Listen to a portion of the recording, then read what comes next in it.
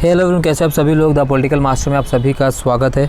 आज इस वीडियो में हम क्लास 9 की हिंदी जो वार्षिक परीक्षा आप सभी को होने वाली है और उसका जो सैम्पल पेपर जारी किया गया है शिक्षा निदेशालय दिल्ली सरकार द्वारा, और उसके कंप्लीट वीडियो हम आपके सामने लेकर आए। इस वीडियो के माध्यम से आपको पता चल जाएगा क्वेश्चन कैसे आने वाले हैं और किस टाइप के क्वेश्चन पूछे जाने वाले हैं, और उसके कंप्लीट सोल्यूशन भी हम अपने टेलीग्राम चैनल में डाल देंगे, जहाँ से आपसे इसका आंसर की भी आपको पता चल जाएगी। तो चलिए इस वीडियो को शुरू करते हैं। वीडियो बहुत इंपॉर्टेंट होना है दोस्तों। वीडियो पर अगर आप नए हैं, चैनल पर नए तो चैनल को जरूर सब्सक्राइब कर दीजिएगा और वीडियो को लाइक शेयर कमेंट जरूर कीजिएगा।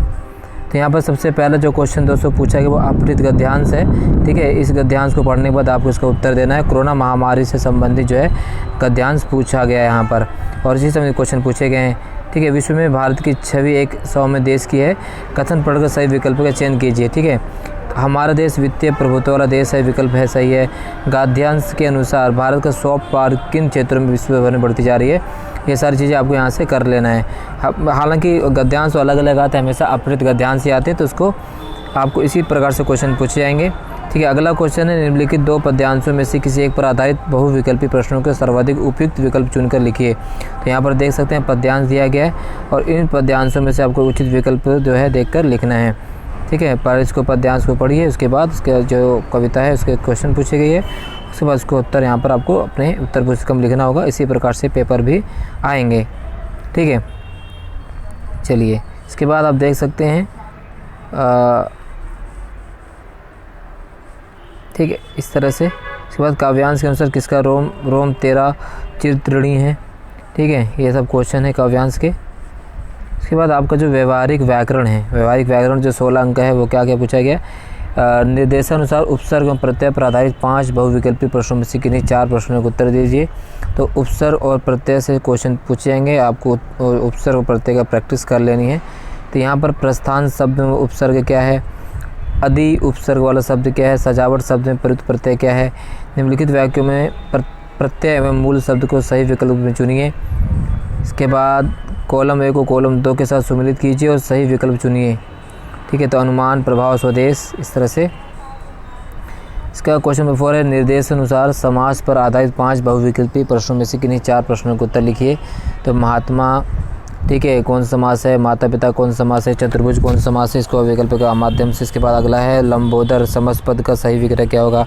लंबा है उदर, नवरत्नों का समूह, तत्पुरुष समास का सही उदाहरण क्या है। चंद्र है शिखर पर जिसके शंकर जी, ये समास विग्रह किस समास का उदाहरण है। ठीक है, इसके बाद क्वेश्चन नंबर 5 जो है निर्देशानुसार अर्थ के आधार पर वाक्य भेद पर आधारित 5 बहुविकल्पी प्रश्नों में से 4 प्रश्नों को उत्तर लिखिए। कोरोना अभी गया नहीं है, अर्थ की दृष्टि से कौन सा वाक्य होगा। भारत विविधता में एकता वाला देश है, अर्थ की दृष्टि से वाक्य क्या होगा।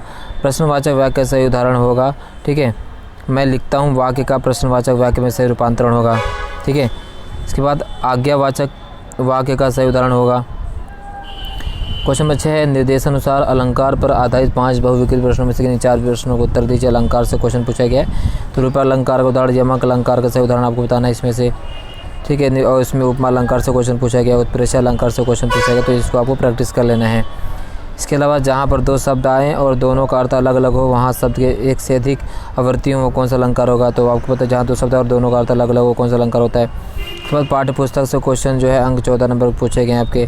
ठीक, निम्नलिखित पठित गद्यांश पर आधारित बहुविकल्पी प्रश्नों को सर्वाधिक उपयुक्त विकल्प चुनकर लिखिए। टोपी 8 आने में मिल जाती है और जूते उस समय ज़माने में भी 5 रुपये से कम में क्या मिलते होंगे। ठीक है, जूता हमेशा टोपी से कीमती रहा, अब तो जूते की कीमत और बढ़ गई है और एक जूते पर 2500 टोपियाँ और न्यौछावर होती हैं। ठीक है, तो ये प्रेमचंद्र के जो फटे जूते से क्वेश्चन पूछा गया है गद्यांश से। ठीक है, उसके बाद देख सकते हैं इस गद्यांश से संबंधित क्वेश्चन पूछे गए हैं। इसके बाद क्वेश्चन नंबर 8 गद्य पाठों के आधार पर निम्नलिखित 2 बहुविकल्पी प्रश्नों को सर्वाधिक उपयुक्त विकल्प चुनकर लिखिए। महादेवी वर्मा को काव्य प्रतियोगिता के पुरस्कार में क्या मिला था। लहासा की ओर पाठ में लेखक के घोड़े की क्या दशा थी। इसके बाद कोहरे से ढकी सड़क पर बच्चे काम पर जा रहे हैं सुबह सुबह, ये काव्य है। इसके बाद उसका क्वेश्चन पूछा गया है। ठीक है,